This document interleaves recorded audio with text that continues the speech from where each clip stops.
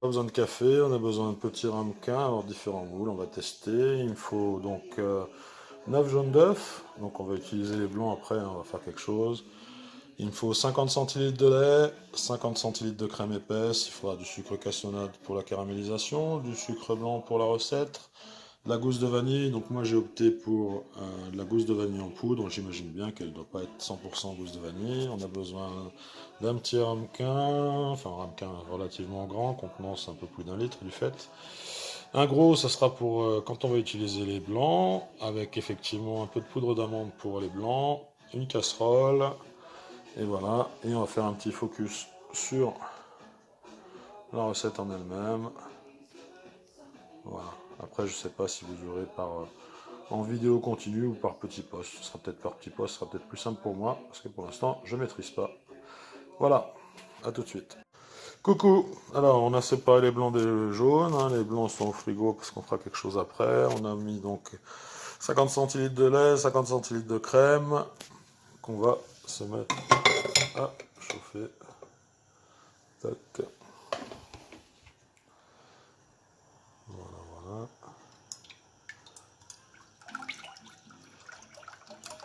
Lait et crème ensemble. Et on va laisser monter à ébullition.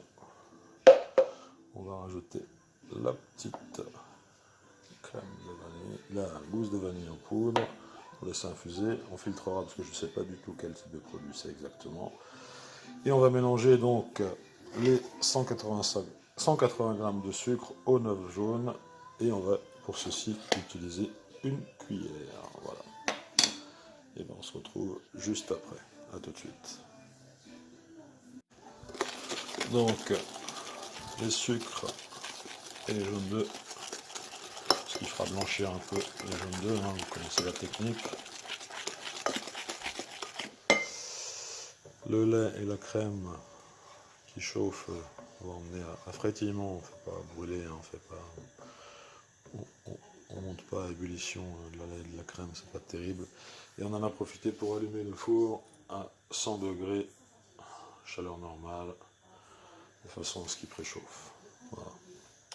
Vous voyez, c'est super rapide hein, comme recette, hein. Puis en termes de vaisselle, ça représente pratiquement rien. Et ça fait toujours plaisir. Voilà. Et bien écoutez, je vous retrouve après. On va laisser monter ça à ébullition. Je refais un petit focus sur la recette. Ouais, il y a des petits dessins, mais bon, ça c'était histoire de patienter, d'attendre. Voilà. Donc toujours garder un petit œil, hein, on met un petit coup de. Ça on aurait pu le faire même après si vous voulez, hein, de toute façon. Bon. On va laisser monter à ébullition. Une fois que ça frétille, on va laisser infuser un tout petit peu. Puis après je vous dis, on va filtrer le lait. On va utiliser la petite cruche là-bas qui sera super bien pour verser sur les œufs, sur les jaunes d'œufs. Et on réutilisera la même chose pour remplir le moule, histoire de ne pas en mettre partout. Après, en termes de cuisson, c'est 45 minutes. Hein. Voilà. Après, il faut regarder de toute façon à ce que. Enfin, on en reparle tout à l'heure. A tout de suite. Alors, lait et crème avec la vanille portée à ébullition, passé, filtré. On n'a pas pris un filtre trop fin parce qu'on voulait laisser quelques grammes de vanille quand même. Et on va se préparer à mélanger les deux récipients. On va laisser redescendre un tout petit peu en température.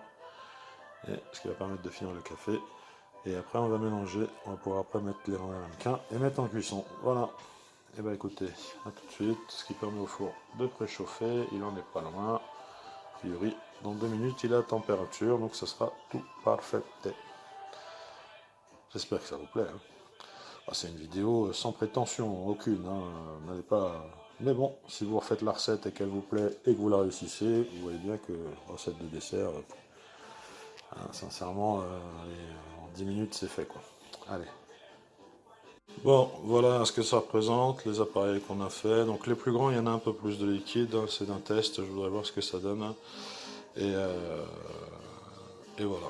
Donc 1 litre, ça vous fait, on va dire, une douzaine de ces modèles-là, je pense à peu près.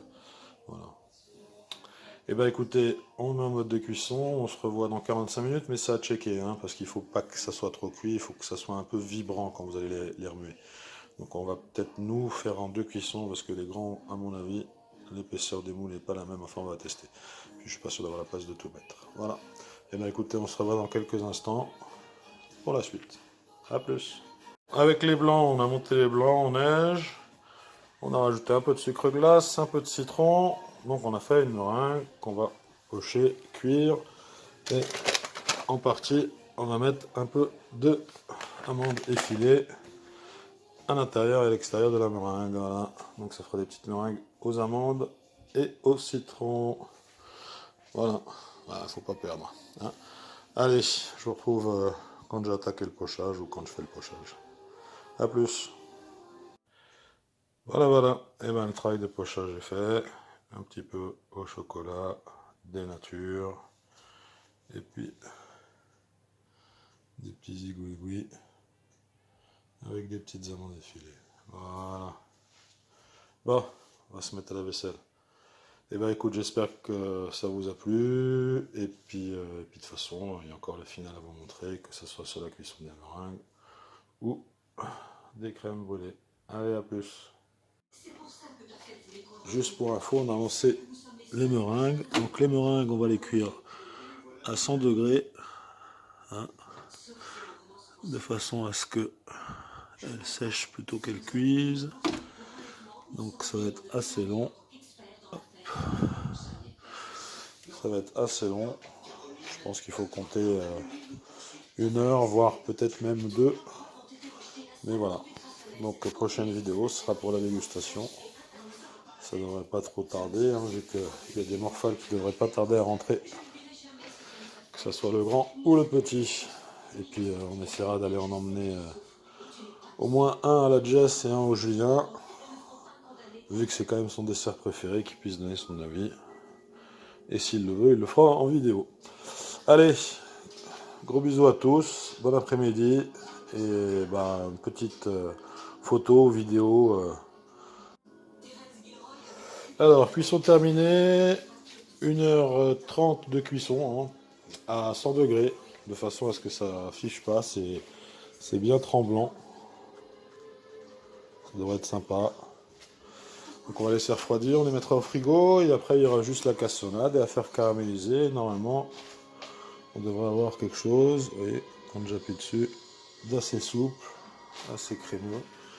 Donc ça devrait juste caraméliser et rester. Voilà. Le principe de la crème brûlée, c'est que la partie supérieure est chaude parce qu'on l'a caramélisée au feu et que la partie en dessous est froide et juste un peu prise de façon à ce qu'elle donne une certaine onctuosité. Donc la dégustation se fera plus tard.